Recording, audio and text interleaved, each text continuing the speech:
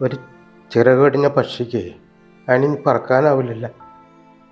ഇത് എങ്ങനെയോ ആ ചേട്ടൻ അറിഞ്ഞ് ഓടി വന്ന് കൈ കയറി പിടിച്ചു. ചേട്ടാ അന്ന് ചെറുപ്പത്തിൽ കക്കാൻ നടക്കണം എന്ന് പറഞ്ഞു. ഞാൻ നിലവിളിക്കാൻ ചെയ്തു. അപ്പം തന്നെ കൈ രണ്ടും പോയി. ഇത് കംപ്ലീറ്റ് പോയി അറ്റി. ഇതിങ്ങനെ തൂങ്ങിക്കിടക്കുന്നു. ഇന്ന് ഞാൻ പുതിയൊരു ഷോയുമായിട്ടാണ് വന്നിരിക്കുന്നത്. The real life fighters. The real life ഫൈറ്റേഴ്സിൽ റിയൽ ലൈഫിൽ ഒരുപാട് സ്ട്രഗിൾ ചെയ്ത് ഫൈറ്റ് ചെയ്ത് ജീവിക്കുന്ന നമുക്ക് ചുറ്റും ഇൻസ്പയറിംഗ് ആയിട്ടുള്ള ഒരുപാട് ആളുകൾ ഉണ്ട്. കണ്ണ് കൊടുത്ത്, കരള് കൊടുത്ത്, കിഡ്നി കൊടുത്ത്, അങ്ങനെ വലിയൊരു പുണ്യപ്രവൃത്തി ചെയ്തിട്ടുണ്ടാവും, സ്വർഗത്തിലുണ്ടാവും. പുണ്യാളിനോട് കണ്ണീരോടെ പ്രാർത്ഥിക്കുക, പുണ്യാളി എനിക്ക് 2 കൈ വേണം. അവസാനം പുണ്യാള് നിൽക്കക്കള്ളില്ലെന്ന് കണ്ടപ്പോഴത്തേക്കും പുണ്യാളിന് എനിക്ക് 2 കൈ തന്നു. കാലത്തെ ടിക്കറ്റ് ഒരു 50 പൂജ നമ്പറൊക്കെ ഉണ്ട് കേട്ടോ. 12 പേര്.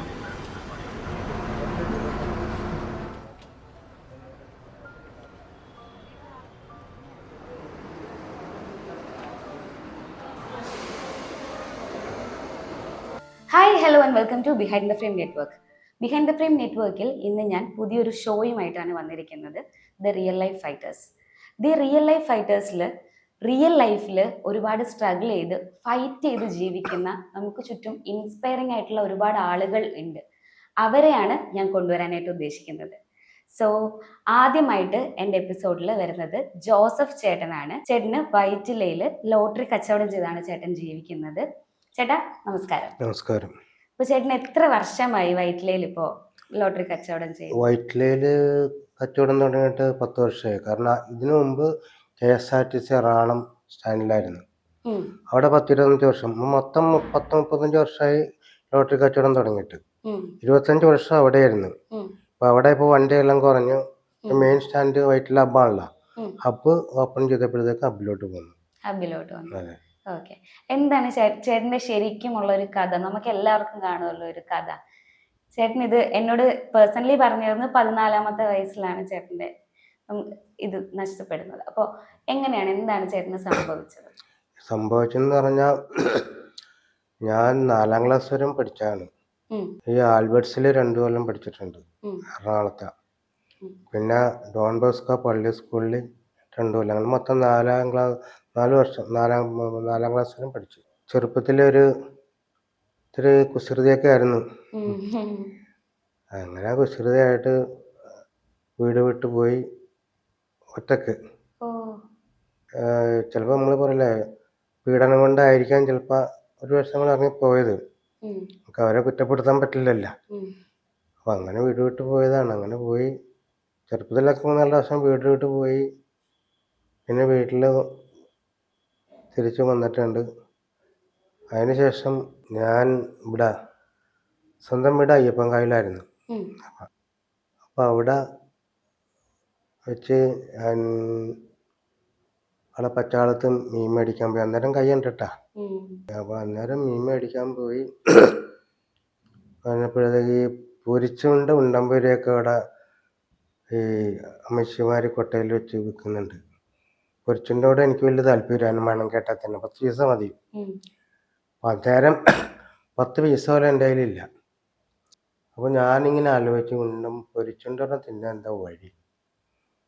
അപ്പോൾ അങ്ങനെ ഇരിക്കുമ്പോഴത്തേക്ക് ഒരു പച്ചക്കറി ചേട്ടൻ്റെ കടയിൽ നിന്ന് ഒരു തേങ്ങ എന്നെ വാടി വിളിക്കുക, ഇങ്ങോട്ട് പോരെന്നും പറഞ്ഞു.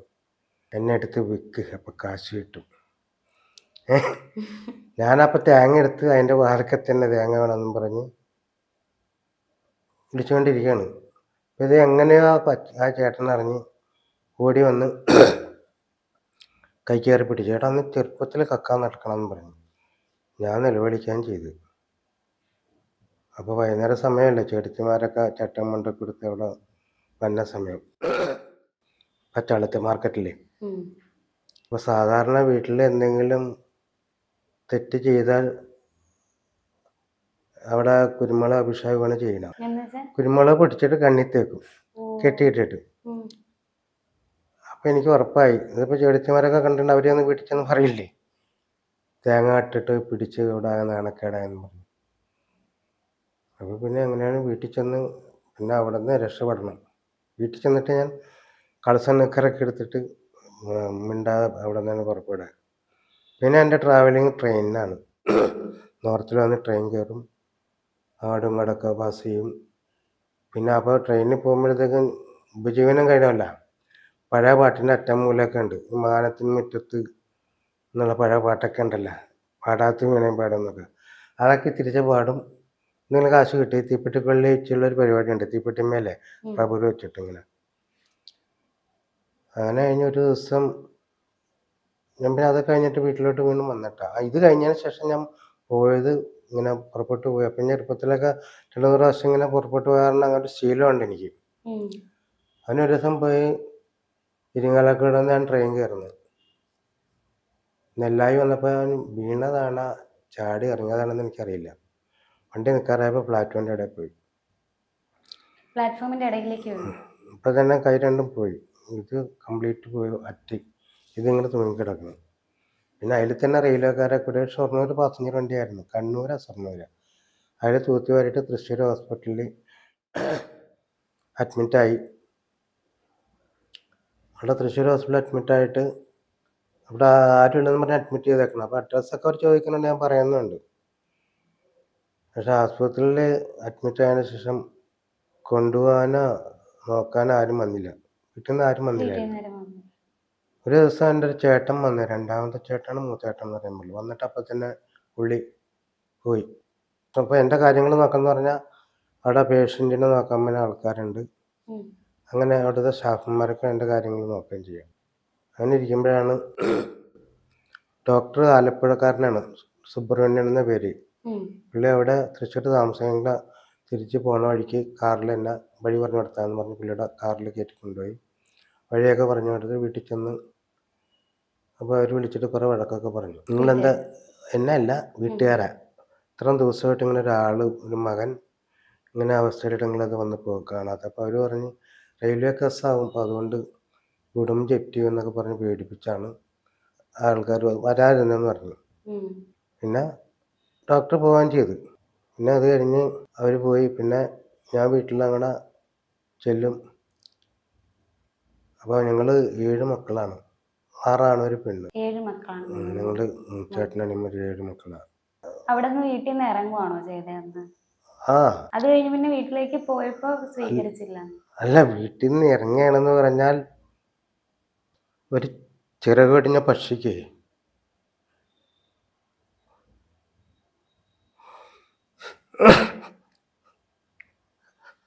അതിന് പറക്കാനാവില്ല, ശരിയല്ലേ?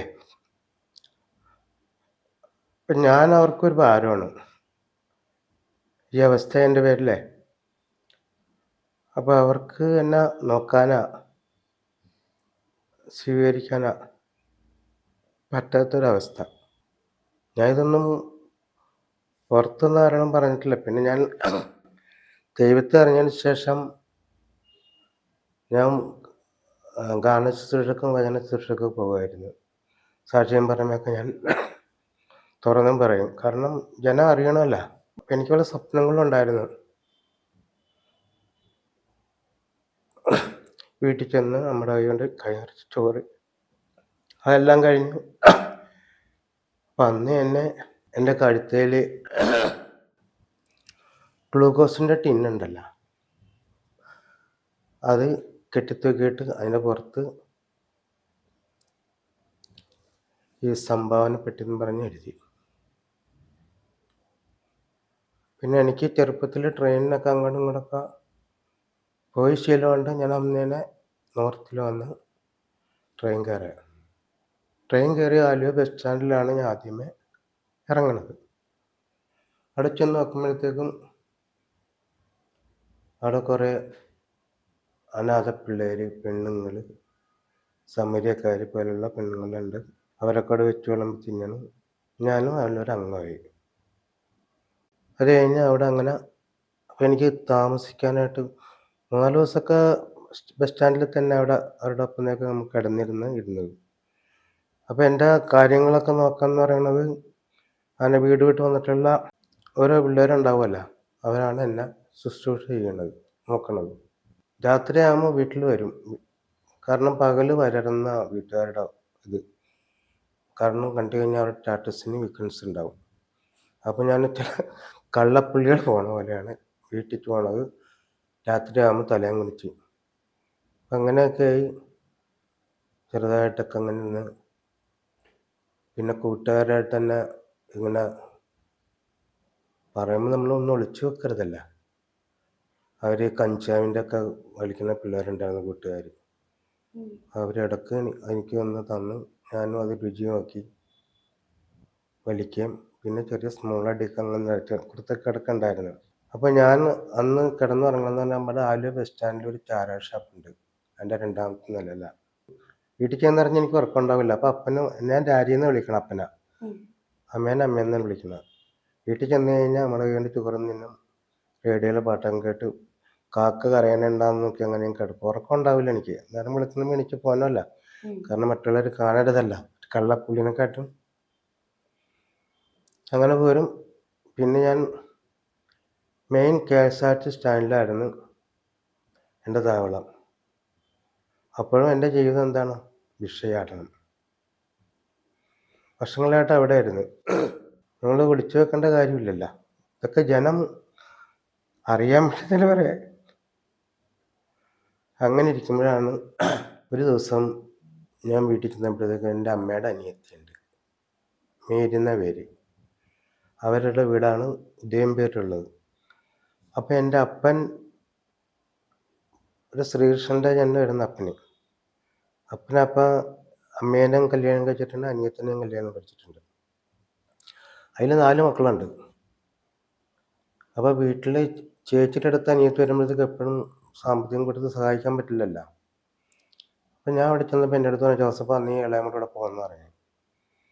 അങ്ങനെ ഞാൻ ഇളയമനെ കൂട്ടിക്കൊണ്ട് പോയി ഉദയംപേരിൽ. പിന്നെ ഞാൻ അവിടെ താമസിക്കുന്നത്. ഞാൻ അവിടെ നിന്ന് പോവും. അപ്പോഴും എൻ്റെ തൊഴിൽ ഭിക്ഷാടനം തന്നെയാണ്. ലോട്ടറി കച്ചവടം തുടങ്ങിയിട്ടില്ല കേട്ടാ, അപ്പം എന്നേ ഉള്ളൂ. അപ്പോൾ അവിടെ നിന്ന് പോവും. ഞാനിപ്പോൾ കോട്ടയത്ത് പോയിട്ടുണ്ട്. അപ്പോൾ എൻ്റെ കഴുത്തിൽ സഞ്ചി തൂക്കിയിടും. സഞ്ചിയിലാണ് പൈസ ആൾക്കാർ ഇട്ടുതന്നെ. അത് കഴിഞ്ഞ് പിന്നെ ഇത്തിരി വില വന്നപ്പോഴത്തേക്കും കയ്യിൽ പൈസ വെച്ചാൽ തട്ടി പോക്കറ്റിലിടും. ഫേമസാണ്. ലോകം അറിയാത്തൊരാരുമില്ല. സിനിമാ നടൻ പോലെ അറിയാത്ത ആൾക്കാർ ഉണ്ടാവും. പക്ഷെ നമ്മളതിലും കൂടുതൽ ആൾക്കാർ ജനം അറിയും. 10-25 വർഷമായിട്ട് നമ്മൾ അവിടെ 35 വർഷമായിട്ട് ജീവിക്കാനുള്ള. അപ്പം അങ്ങനെ ഇരിക്കുമ്പോഴാണ് ഇപ്പം ഞാൻ 1979 അപ്പം ഞാൻ ഇളാമൻ്റെ അടുത്ത് നിന്ന് വരും. അവരെൻ്റെ കാര്യങ്ങളൊക്കെ നോക്കും. അവർക്ക് 4 മക്കളാണ്, 2 പെണ്ണ് 2 ആണ്. അപ്പം അതിൽ ഈ ആമ്പിള്ളേരാണ് എൻ്റെ കാര്യങ്ങൾ. ഇളാമൊക്കെ ചെറുപ്പത്തിൽ നോക്കിയിരുന്നു. അത് കഴിഞ്ഞ് ഈ ആമ്പിള്ളേർ എൻ്റെ ശുശ്രൂഷകളൊക്കെ ചെയ്യണം. പിന്നെ ഞാൻ ഇരിക്കുമ്പോഴാണ് അപ്പം എനിക്ക് ഞാൻ വലുതായി ഇങ്ങനെ നമ്മൾ വളർന്നു വരികയാണല്ലോ. അപ്പോൾ എനിക്കൊരു ജീവിത പങ്കാളിയെ വേണമെന്ന് ആഗ്രഹമുണ്ട്. കൈകാര്യമുള്ളവർക്ക് ഒരു ജീവിത പങ്കാളിയെ കിട്ടുന്നില്ല. പിന്നെ എൻ്റെ 2 കൈയില്ലാത്ത പിച്ചക്കാരനെ ആര് സ്വീകരിക്കാനാ? അപ്പോഴും എനിക്ക് ദൈവവിശ്വാസം ഉണ്ടായിരുന്നു. അപ്പോൾ പലരും പറഞ്ഞിങ്ങനെ കലൂരി അന്വേഷണൻ്റെ അടുത്ത് പോയി കഴിഞ്ഞാൽ അപ്പോഴും ഞാൻ ഈ കഞ്ചാവിന് അടിമയും സ്മോൾ അടിയിലൊക്കെ ഇതായി. കാരണം വിഷം കൊണ്ടാണ്. നമുക്ക് വിഷം വരുമ്പോഴാണ് ഇതിനൊക്കെ അടിമയാവണത്. അപ്പോൾ പലരും പറഞ്ഞ് അന്വേഷണൻ്റെ അടുത്ത് ഒരു 13 ചൊവ്വാഴ്ച പ്രാർത്ഥിക്ക് സാധിച്ചു തരുമെന്ന് പറഞ്ഞു. അപ്പോൾ അന്നേരം ഞാൻ KSRT സ്റ്റാൻഡിലായിരുന്നു. അവിടെ നിന്ന് കത്തറിക്കോട് വഴി നടന്ന് കല്ലുപ്പള്ളി പോകും. പുണ്യാളിനോട് കണ്ണീരോടെ പ്രാർത്ഥിക്കുക, പുണ്യാളി എനിക്ക് 2 കൈ വേണം. അവസാനം പുണ്യാളി നൃക്കക്കള്ളിയില്ലെന്ന് കണ്ടപ്പോഴത്തേക്കും പുണ്യാളി എനിക്ക് 2 കൈ തന്നു. എങ്ങനെയാണ് സാധാരണ പെണ്ണ് കാണാൻ പോകണമെന്ന് പറഞ്ഞാൽ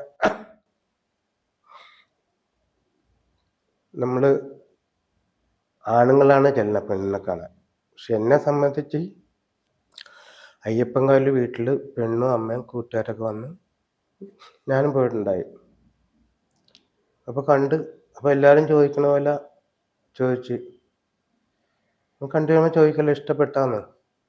അപ്പോൾ ചെറിയൊരു പുഞ്ചിരി ഉണ്ടായിരുന്നു പെണ്ണിൻ്റെ വീട്ട്. എൻ്റെ ഭാര്യയുടെ പേര് മേരി എന്നാണ്. 60 വയസ്സ് കഴിഞ്ഞു. എല്ലാവരും ശോഭ എന്ന് വിളിക്കണം. അപ്പോൾ അങ്ങനെ അവർ പോയിട്ടോ.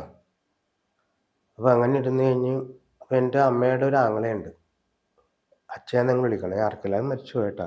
പുള്ളി എപ്പോഴും നിരന്തരം വാതുരുത്തി ചെല്ലും. വാതുരുത്തിയാണ് വൈപ്പാപ്സ്. അവിടെ ചെന്ന് ശല്യപ്പെടുത്തിക്കൊണ്ടിരിക്കും. മോളെ അവനൊരു ജീവിതം കൊടുക്കുക. എൻ്റെ ഭാര്യ എന്ന് പറഞ്ഞാൽ പാവമാണ്. അന്നേരം അവൾക്ക് 15 വയസ്സുള്ളൂ. എനിക്കല്ല, വൈഫിന്. ചേട്ടൻ കാണുന്ന സമയത്ത് അപ്പോഴാണ് വിവാഹം നടത്തുന്നത്. ചേച്ചിയുടെ പൈസ വെച്ചാണ് വിവാഹം നടത്തിയത്, എൻ്റെ അടുത്ത് പള്ളിയിൽ വെച്ച്. അപ്പം അങ്ങനെ പോയി. അപ്പോൾ ഈ നമ്മുടെ ഈ ആൾക്കാർ പലരും എന്നെ കണ്ടിട്ടുണ്ടാവില്ല. ആട്ടക്കാരനെ എല്ലാവരും അറിയും, ആട്ടക്കാരൻ ചിലവരും അറിഞ്ഞിരിക്കില്ല. അപ്പോൾ അവിടെ ഉള്ളവരൊക്കെ ചോദിച്ച്, ബസ് സ്റ്റാൻഡിൽ വരാത്തവരാരും ഉണ്ടാവില്ല. 2 കൈയില്ലാത്തവർ തന്നെയാണ് ബസ് സ്റ്റാൻഡിൽ ഞാൻ കണ്ടിട്ടുണ്ടല്ലോ, വണ്ടിയിലേക്ക് കയറി വിഷയാചിക്കണം. അപ്പം എന്നാ പെണ്ണിൻ്റെ വീട്ടുകാരോട് പറഞ്ഞേക്കണമെന്ന് അറിയാമോ? എൻ്റെ വീട്ടുകാർ, അവൻ റബ്ബർ ഏജൻ്റാണ്. ആര്? ഞാൻ. പെണ്ണിനെ കിട്ടണമല്ല. അങ്ങനെ ഒരു നുണ പറഞ്ഞ് കുറച്ച് ദിവസം കഴിഞ്ഞപ്പോൾ എൻ്റെ അമ്മയുടെ ആങ്ങള വന്നിട്ട് പറഞ്ഞു, ജോസഫാ, നീ ഇനി ഒരാഴ്ച സ്റ്റാൻഡിലോട്ട് പോകണ്ട. എന്താണെന്നും ചോദിച്ചു. അവിടെ നിൻ്റെ ജോലി അന്വേഷിക്കാനായിട്ട് അവിടെ നിന്ന് ആൾക്കാർ വന്നിട്ടുണ്ടെന്ന്. എവിടെ നിന്ന്? വൈഫ് ഹൗസിൽ നിന്ന്. ഞാൻ പോവോ?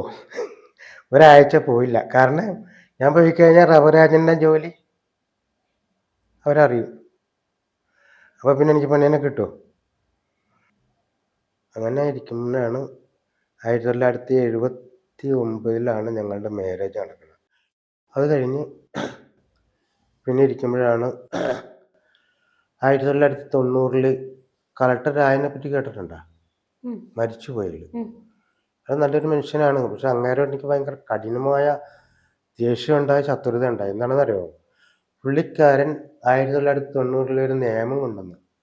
കൊച്ചിയിലെ ഭിക്ഷാടന നിരോധന മേഖലയാക്കി. അപ്പം ഞാനെങ്ങനെ ജീവിക്കും? നമുക്കൊരു പണിയെടുക്കാനും പറ്റില്ല. അപ്പം ഞാൻ ആലോചിച്ചപ്പോൾ എൻ്റെ കൂട്ടുകാരോടൊക്കെ ചോദിച്ചു, ലോട്ടറിൻ്റെ പരിപാടി തുടങ്ങിയാലോ? ഇത്തരം കൈ ഉണ്ടല്ലോ, ദൈവത്തിൻ്റെ വലിയൊരു പദ്ധതിയാണെന്ന് വിചാരിക്കണം. അങ്ങനെ അതറിഞ്ഞ് 1990 നിരോധന മേഖലയാക്കിയതിന് ശേഷം, അതിന് മുമ്പേണ് എനിക്ക് നല്ല ഓർമ്മയുണ്ട്, ഒക്ടോബർ 21 സമാധി, അന്ന് ഞാൻ എൻ്റെ ബിസിനസ് തുടങ്ങി, തൊഴിൽ. 90 ലോട്ടറി കച്ചവടം തുടങ്ങി. അവിടെ നിന്ന് അതാണ് 35 വർഷം എന്ന് പറഞ്ഞത്. അപ്പോൾ 25 വർഷം അവിടെ പോയിട്ട് ചിലവഴിച്ച് ബാക്കി 10 വർഷം അബ് പണിത് കഴിഞ്ഞിട്ട് 10 വർഷം കഴിഞ്ഞ് അബിലോട്ടിന് പോകുന്നു. അങ്ങനെ ഇരിക്കുമ്പോൾ എനിക്ക് അപ്പോൾ 2 പെൺമക്കൾ ജനിച്ച്. അപ്പോൾ എനിക്ക് ഇടയ്ക്കിടയ്ക്ക് സ്മോൾ ഐഡി ഉണ്ട്, അതൊക്കെ നിർത്തണമെന്ന് ആഗ്രഹമുണ്ട്. പക്ഷെ നിർത്താൻ പറ്റുന്നില്ല. സ്മോൾ ഇല്ലെങ്കിൽ അന്ന് രാത്രി ഉറക്കമുണ്ടാവില്ല, ഉറക്കമില്ലാത്ത രാത്രി ആയിരിക്കും. അപ്പോൾ ഞാൻ എന്ത് വെച്ചാൽ, പെട്ടെന്ന് എൻ്റെ വൈഫിന് നടുവേദന വന്നു. നടുവേദന വന്നപ്പോഴത്തേക്കാണ് ഞാൻ ആകെ തിളർന്നു പോകുന്നത്. കാരണം എൻ്റെ പ്രാഥമിക ശുശ്രൂഷ എടുക്കേണ്ട ആൾ ഒരേ കിടപ്പ് കിടക്കുക, എൻ്റെ കാര്യം ആരും നോക്കും. അപ്പോൾ ഞാൻ എല്ലാവരും പറഞ്ഞിട്ടുണ്ട്, പോട്ടാശ്രമം അവിടെ പോയി പ്രാർത്ഥിച്ചാൽ മതി, 7 ശനിയാഴ്ച 12 ശനിയാഴ്ചയൊക്കെ നമ്മുടെ പറയണ കാര്യം സാധിച്ചു വരുമെന്ന് പറഞ്ഞു. പിന്നെന്ന് പറഞ്ഞാൽ എല്ലാ പഴയ മനുഷ്യനെ വിളിഞ്ഞ് മാറ്റിയ പോലെ. പിന്നെ എനിക്ക് പ്രാർത്ഥിക്കണം, പള്ളിയിൽ പോകണം എന്നുള്ള ഒരു ആത്മീയ ഒരു കടന്നു വന്നു. പള്ളിയിലെ കൊയറിലൊക്കെ പങ്കെടുക്കുക. കൊയറിലൊക്കെ ഞാൻ വർഷങ്ങളായിട്ടുണ്ടായിരുന്നു. ഇപ്പോഴൊക്കെ കുറേ പിള്ളേർ വന്നപ്പോഴത്തേക്കും നമ്മളെ കാരണന്മാരൊന്നും വേണ്ടാതെ വന്നു, നമ്മൾ പിന്മാറുക ചെയ്ത്. അപ്പോൾ കൊയറിലൊന്നും നിൽക്കാറില്ല. അത് കഴിഞ്ഞ് ഇപ്പോൾ പുകവലി ഉണ്ടായിരുന്നു, അത് നിന്നിട്ടില്ലായിരുന്നു. 94 ധ്യാനംകൊണ്ടം ഡിവൈനിൽ പോയി. അത് കഴിഞ്ഞ് പുകവലി മാറിക്കിട്ടി. പിന്നെ അതിന് ശേഷമാണ് ഞാൻ പറഞ്ഞില്ലേ രോഗിയാന്ന് പറഞ്ഞാൽ ഈ കയറ്റമിറക്കം തുടങ്ങിയിട്ട് വർഷങ്ങളായെന്ന് പറഞ്ഞിട്ടുണ്ടെങ്കിൽ നടുവിന് തേയ്മാനം വന്നു കഴിഞ്ഞാൽ, നടുവിൻ്റെ തേയ്മാനം പറഞ്ഞു വെച്ചാൽ 2022 ഈ വേദന മാറാഞ്ഞിട്ട് ഒരു ഡോക്ടർ, ഇവിടുത്തെ ഒരു ഡോക്ടറിൻ്റെ ആയിരുന്നു ലിസീല, സർജൻ ഡോക്ടർ, റിട്ടയർഡ് ആയത്. പുള്ളി കടന്തരയിൽ താമസിക്കണം. അങ്ങനെ പുള്ളിയുടെ വീട്ടിൽ ചെന്ന പുള്ളി MRI സ്കാൻ എടുക്കണം എന്ന് പറഞ്ഞ് ഇവിടെ കാരക്കാമൂരിലൊരു അതിൻ്റെ ഇതുണ്ടല്ലോ ഓഫീസ്, MRI സ്കാൻ എടുത്ത്. അപ്പോൾ 7000 ചില്ലറ, ഇപ്പം അതിൽ കൂടും കേട്ടോ MRI സ്കാൻ എടുക്കാൻ. പൈസ കൊണ്ട് പോയത്. അപ്പോൾ ഈ ഡോക്ടറുടെ സർട്ടിഫിക്കറ്റ് ഒരു എഴുത്തണ്ടേൻ്റെ പേരിൽ 1000 രൂപ കുറച്ച് കിട്ടി. അതിൽ നോക്കുമ്പോഴാണ് ഡിസ്കിന് അപ്പോൾ അത് ഓപ്പറേഷൻ ചെയ്ത് കളയണം. ഓപ്പറേഷൻ ചെയ്യണമെന്ന് പറഞ്ഞു. ഞാൻ കത്തി വെച്ചാൽ പോയി. ഉം. ഓപ്പറേഷൻ ഞാൻ ചെയ്തില്ല. ഡിസ്കിന് കംപ്ലൈൻ്റ് ഉണ്ട്, തേയ്മാനം. അപ്പോൾ പലരോടും നമ്മൾ ചോദിക്കുമല്ലോ അത് മാറാൻ എന്താ ചെയ്യേണ്ടതെന്ന്. പലരും പറഞ്ഞ ആയുർവേദമാണ് നല്ലത്. അപ്പോൾ അങ്ങനെ ഇരുന്ന് അവിടെ പൂച്ചാക്കലൊരു ഹോസ്പിറ്റലുണ്ട്, ഉം. CK ഹോസ്പിറ്റൽ എന്ന് പറയും. ഉം. അവർ എന്ന് പറഞ്ഞിട്ടുണ്ടെങ്കിൽ ശ്രീനാരായണ ഗുരുവിനെ വരെ ചികിത്സിച്ചിട്ടുള്ള പാർട്ടിയാണ്. ഉം. അവർ കുടുംബ പാരമ്പര്യമായിട്ടുള്ള വൈദ്യന്മാരാണ്. അങ്ങനെ അവിടെ പോയി പിഴിച്ചലും ഉരുട്ടലും എന്ന് പറഞ്ഞാൽ നമ്മളെ ചെയ്യണ എല്ലാ 10-12 ദിവസം അവിടെ കിടന്നു. അതിന് അവിടെ 10-20-50,000 രൂപ അടുത്ത് വന്നിട്ടാ. ഉം. പക്ഷെ അത് കഴിഞ്ഞ് 3 മാസം റെസ്റ്റ് എടുക്കാൻ പറഞ്ഞു. അതിൻ്റെ ഉള്ളിൽ ദൈവം ഒരു അത്ഭുതം പ്രവർത്തിച്ചവിടെ. ഞാനും വൈഫും മാത്രമേ ഉള്ളൂ, കാശ് വേണമല്ല. ഉം. അങ്ങനെ ഇരിക്കുമ്പോഴത്തേക്കും ഒരു സഹോദരി എന്നെ വയറ്റിൽ വെച്ച് കണ്ടു പരിചയമുള്ളൂ. അപ്പോൾ എന്നെ ഒന്ന് അന്വേഷിച്ചപ്പോൾ അവർ പറഞ്ഞ് അഡ്രസ്സ് ഫോൺ നമ്പർ കൊടുത്ത് നോക്കണം. ഉം.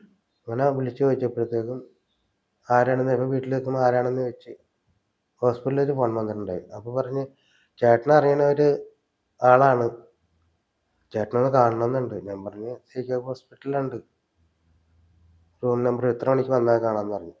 അയാളും വൈഫും കൊച്ചും കൂടി വന്നു. വന്നു കഴിഞ്ഞിട്ട് അവളിലേക്ക് കപ്പലിലെ ജോലി കേട്ടാ. കപ്പലിൽ ഈ എന്നെ കണ്ടിങ്ങനെ പരിചയമുള്ള ടിക്കറ്റ് എടുക്കാനാണെന്നല്ല എൻ്റെ ഭർത്താവിന്. 1-2 പിള്ളേർ, ഒരു കൊച്ചാട്ടുണ്ടെന്നാണ്. അവർ കുമ്പളത്താണ് താമസിക്കുന്നത്. അവർ വേഗം ഒരു 30,000 രൂപയുടെ ചെക്ക് തരുന്നു.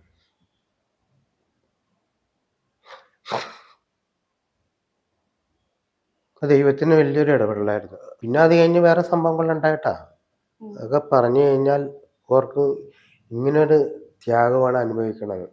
അപ്പം മക്കൾ വീക്കം വരെ ഞാൻ പഠിപ്പിച്ച്, അവരപ്പോൾ സന്ധ്യയായി കഴിഞ്ഞ് പുറത്ത് വിടില്ല. ഇപ്പോൾ കടയിൽ പോവുകയാണെങ്കിൽ ഞാൻ തന്നെ പോയി, അടുത്തൊരു പലചരക്കടയുണ്ട്, പഞ്ചാരം മേടിച്ച് ഞാൻ കയ്യിൽ ഇങ്ങനെ തൂക്കി പിടിച്ചേക്കണം. ഇറങ്ങണ വഴിക്ക് അവിടെ ഒരു കപ്പച്ചക്ക ഉണ്ടായിരുന്നു, അത് കവിച്ച് വെച്ചില്ല, മലന്നടിച്ച് വീണു. അപ്പോൾ പഞ്ചസാര ഈ കയ്യിൽ കിടക്കാൻ. അപ്പോൾ ആരൊന്നും പറ്റണമെന്ന് പറഞ്ഞ് കമ്മടിച്ച് വീണു. അപ്പോൾ തന്നെ അവിടെയുള്ള അടുത്തുള്ളവരൊക്കെ വന്ന് ജോസ്ഫറിന് എന്ത് പറ്റുമ്പോൾ ഒന്നും പറ്റില്ല, നമ്മൾ കൈക്ക് പിടിക്കില്ലെന്ന് പറഞ്ഞു. കൈ ഭയങ്കര വേദന, കോളറെ പിടിച്ച് പൊക്കി. എന്നെ ഫോൺ ചെയ്ത് പറഞ്ഞിട്ട് കാറിന് വൈഫും അനിയന്മാരൊക്കെ വന്ന് കാറിന് കൊണ്ടുപോയി, കാറ് കയറ്റി കൊണ്ട് പോകുന്നു. അപ്പോഴത്തേക്കും ഞാൻ എൻ്റെ വൈഫിൻ്റെ മുഖത്തോട്ടൊന്ന് നോക്കി. അവളുടെ മുഖം ആകെപ്പാടൊരു, കാരണം ദൈവം ഒരു പ്രാവശ്യം കുരിശ് വന്നിട്ടുള്ളൂ, ജീവിതകാലം മുഴുവനും ചുമക്കണ കുരിശാണ് എന്നെ. എന്നിട്ട് വീണ്ടും ഒരു കുരിശ്.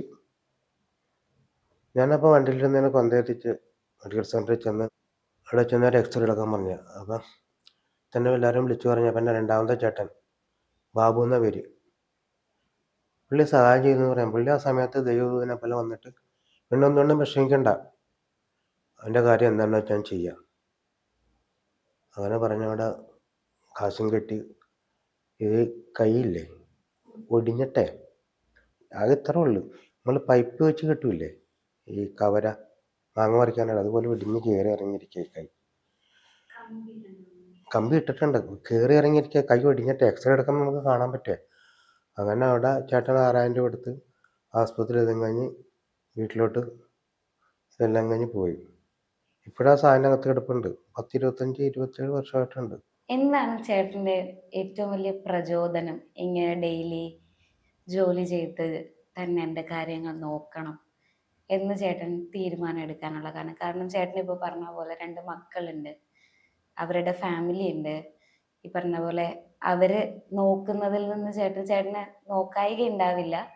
ബട്ട് സ്റ്റിൽ ചേട്ടൻ്റെ ഒരു അധ്വാനത്തിൽ തന്നെ ജീവിക്കണം എന്ന് ആഗ്രഹിക്കുന്നു. തീർച്ചയായിട്ടും. അതെന്തുകൊണ്ടാണ് ആ ഒരു തീരുമാനം? കാരണം മക്കള് നോക്കട്ടെ എന്ന് വിചാരിച്ചിരിക്കുന്ന പല പാരന്റ്സിനെയും കണ്ടിട്ടുണ്ട്. ഇല്ലെന്ന് ഞാൻ പറയണില്ല. അവർക്ക് അവരുടേതായിട്ടുള്ള ബുദ്ധിമുട്ടുകളൊക്കെ ഉണ്ടാവുമല്ലോ, ചിലവുകളുണ്ടാവും, മക്കളെ പഠിപ്പിക്കണം, അങ്ങനെ പല പല കാര്യങ്ങളുണ്ടാവും. അപ്പോൾ എപ്പോഴും നമ്മുടെ കാര്യം നമ്മളെ നോക്കാനോ പിടിക്കാനോ അവർ വരും. അത്യാവശ്യമൊക്കെ വന്നു കഴിഞ്ഞാൽ അവർ സഹായിച്ചൊക്കെ പോകും. ഞാനപ്പോൾ ഓരോ വണ്ടിയിൽ കയറി ഇറങ്ങണം എന്ന് പറഞ്ഞിട്ടുണ്ടെങ്കിൽ ആഗ്രഹം ഉണ്ടായിട്ടില്ല, പറഞ്ഞ് ജീവിക്കണ്ട. കാരണം മക്കള് അവരുടേതായിട്ടുള്ള അവർക്ക് ചിലവുണ്ടാവും. എനിക്ക് 2 മരുമക്കളാണ്. ഒന്ന് റിട്ടയർഡായി, 7 പൊന്നേലാണ്ട് കെട്ടിച്ചേക്കണ വില്ലേജ് ഓഫീസറായിരുന്നു. അവന് റിട്ടയർഡായി. രണ്ടാമത്തെ മകള് ദുബായിലാണ്. അതിപ്പോൾ അവിടുത്തെ കഴിഞ്ഞ് പോരാൻ പോകുന്നു. അവർക്ക് അവരുടേതായിട്ടുള്ള ചിലവില്ലേ. നമുക്ക് എൻ്റെ ഒരു ആഗ്രഹം എന്ന് പറഞ്ഞാൽ മരിക്കുന്നത് വരെ ആരും ബുദ്ധിമുട്ടിക്കാതെ ജീവിക്കുക. പക്ഷെ ജീവിക്കണമെങ്കിൽ എനിക്ക് ശരീരത്തിന് നമുക്ക് ആയുസ്, ആരോഗ്യം, സൗഖ്യം ഉണ്ടെങ്കിലേ പറ്റുള്ളൂ. ഇതില്ലെങ്കിൽ പോയില്ലേ. ഇതിപ്പോൾ ഞാൻ ഓരോ വണ്ടിയിൽ കയറി ഇറങ്ങുമ്പോൾ പൊന്നീച്ച പറക്കാണ്. ഈ നടുവിന് ഇത് വന്നു കഴിഞ്ഞാലേ, അപ്പോൾ ഈ ഡോക്ടർ തന്നെ പറഞ്ഞിട്ടുണ്ട്, ആയുർവേദ ഡോക്ടർ, ജോസ്പേട്ട ഇത് വണ്ടിയിൽ കയറി ഇറങ്ങാതെ താഴത്തു നിന്ന് വിറ്റുവിടെ.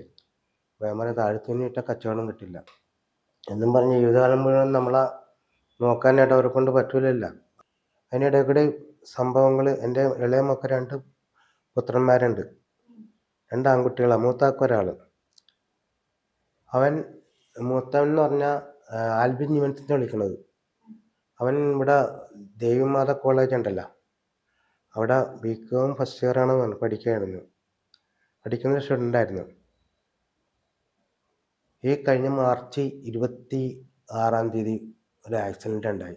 ബൈക്കിന് പോണ വഴിക്ക് വീണ് ആക്സിഡൻ്റ് ഉണ്ടായി, തല കുത്തി. അപ്പം തന്നെ ഹോസ്പിറ്റലിൽ കൊണ്ടുപോയി, കാരിത്താസ് ഹോസ്പിറ്റലായിരുന്നു. അവിടെ അഡ്മിറ്റ് ചെയ്ത് വെന്റിലേറ്ററായിരുന്നു. ഒരു അനക്കവുമില്ല, ഇതുമില്ല. മാർച്ച് മാസം 26-ാം തീയതി ആൾ തീർന്നു. അവനെ കിട്ടിയെന്ന് പറഞ്ഞിട്ടുണ്ടെങ്കിൽ ലിസി ഹോസ്പിറ്റലിൽ വെച്ച് ചോര ശ്രദ്ധിച്ച് പ്രസവിച്ചാണ്. അമ്മനോട് യാചിച്ച് മേടിച്ചാണ് എൻ്റെ ഭാര്യയും മോളും കൂടി. അവളെ ഗർഭിണിയായിരിക്കുന്ന ചോര ശ്രദ്ധിച്ച് ആണ് ഇവനെ പ്രസവിച്ചു. കുറേ അനുഭവിച്ചാണ്. അങ്ങനെ 26-ാം തീയതി മരണം സംഭവിച്ചു. അത് കഴിഞ്ഞ് അവനിൽ കൂടി 6 പേര് ജീവിക്കുന്നുണ്ട് ഇപ്പോഴും. അവയവദാനം നടത്തി പേപ്പറിലൊക്കെ ഉണ്ടായിരുന്നു. കണ്ണ് കൊടുത്ത്, കരള് കൊടുത്ത്, കിഡ്നി കൊടുത്ത്, അങ്ങനെ വലിയൊരു പുണ്യപ്രവൃത്തി ചെയ്തിട്ടാണ് അവൻ സ്വർഗത്തിലുണ്ടാവും. മാർച്ച് 26-ാം തീയതി.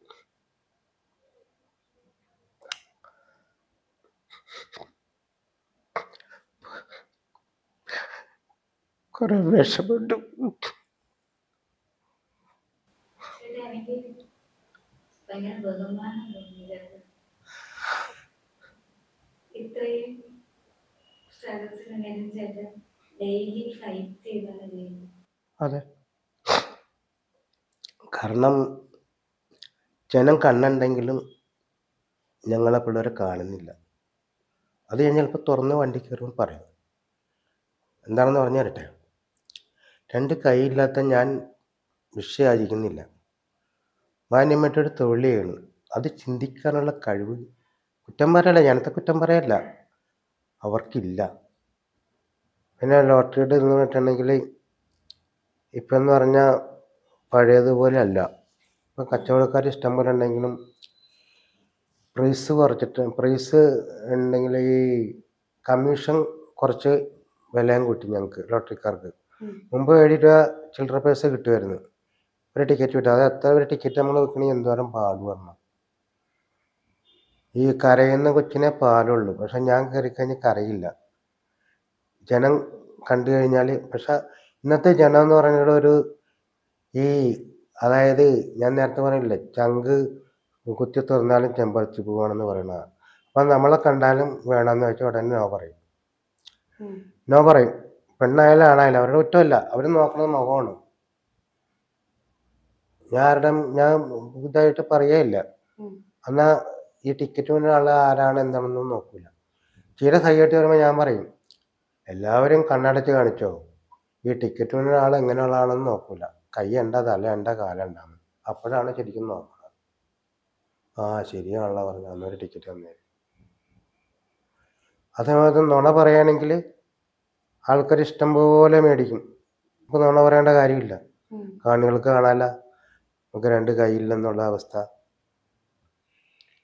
പിന്നെ എന്നുള്ളിടത്തോളം കാലം എന്നെ സംബന്ധിച്ച് പറയുകയാണെങ്കിൽ എനിക്ക് വയസ്സ് 68 കഴിഞ്ഞു. പിന്നെ എൻ്റെ ഒരു പ്രാർത്ഥന എന്ന് പറയാൻ, ദൈവമേ കിടത്താതെ അങ്ങ് എടുക്കണം എന്നാണ്. മരിക്കുന്നത് വരെ ജോലി എടുക്കാനുള്ള ആരോഗ്യം തന്നാൽ മതി. ഓരോ വണ്ടിയുടെ ഫുട്ബോളെന്ന് പറഞ്ഞാൽ നല്ല പൊക്കമുള്ള കൈക്ക് ബാലൻസ് കൊടുക്കണില്ലല്ലോ, കാല് വെച്ചിങ്ങനെ പൊക്കി കയറുന്ന. എന്നാലും കയറാതിരിക്കാൻ പറ്റും. കുറച്ച് സമാധാനമായിട്ട് എവിടെയെങ്കിലും ഇരിക്കണം, റെസ്റ്റ് എടുക്കണം തോന്നാറില്ല. എനിക്ക് ആഗ്രഹമുണ്ട്, ഇല്ലാഞ്ഞിട്ടല്ല. കാരണം നമ്മൾ ആഗ്രഹിച്ചിട്ട് കാര്യമില്ല, ദൈവങ്ങൾ തീരുമാനിക്കണ്ടേ.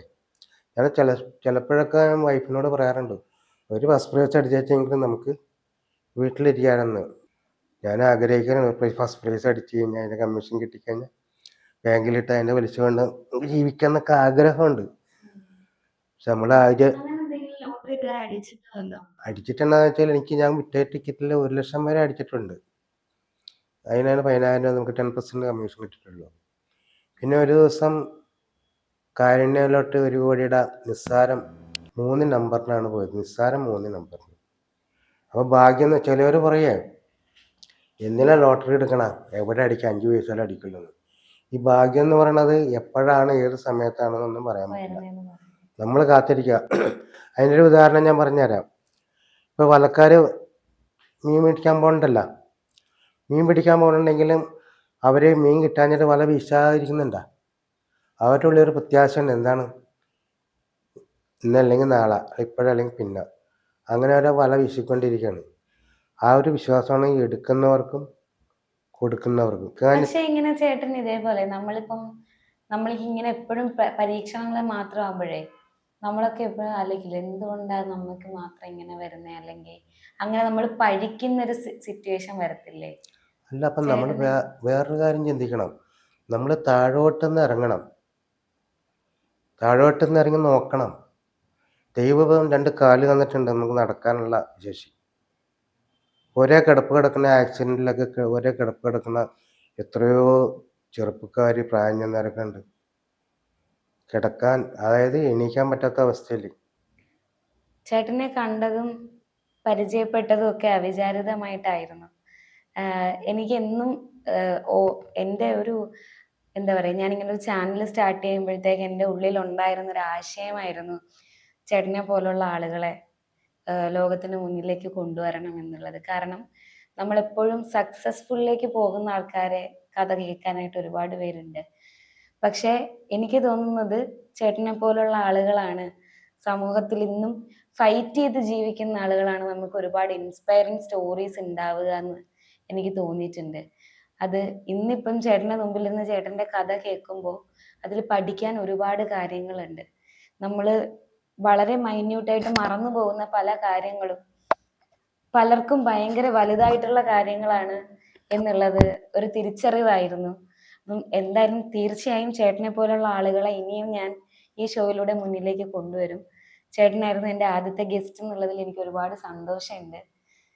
ഒരുപാട് ഇൻസ്പയറിംഗ് ആണ് ചേട്ടൻ്റെ ജീവിതം. കണ്ടതിലും പരിചയപ്പെട്ടതിലും എല്ലാം സന്തോഷം.